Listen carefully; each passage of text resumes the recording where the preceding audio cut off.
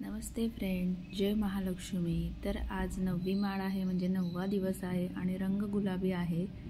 तर आज बघता बघता 9वा दिवस पण येऊन गेला नवरात्रचा आणि खरंच खूप नवरात्रामध्ये खूप छान आणि प्रसन्न पण वाटत होतं। आणि चला आता आपण देवपूजा करून घेणार आहोत। तर देवाजवळची रांगोळी कशी वाटली मला कमेंटमध्ये नक्की सांगा।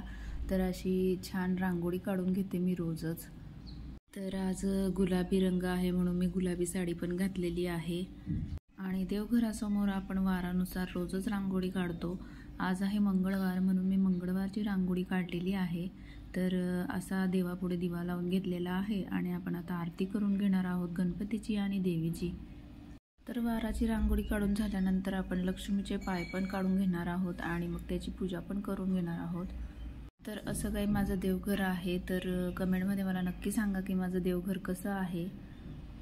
तर नवरात्रामध्ये दरवर्षी माझे उपास असतात आणि दरवर्षी मी अशीच पूजा करून घेत असते घरीच।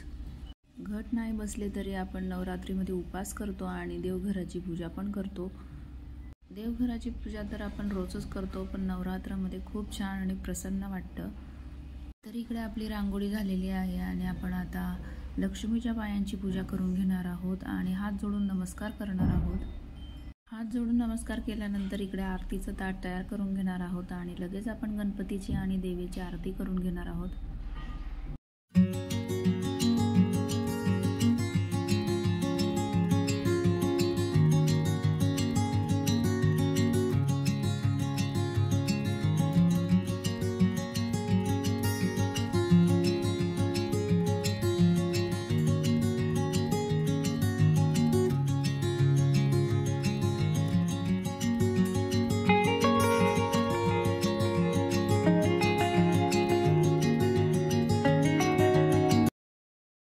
नंतर आपली देवघराची पूजा झाल्यानंतर आपण तुळशीची पूजा पण करून घेणार आहोत।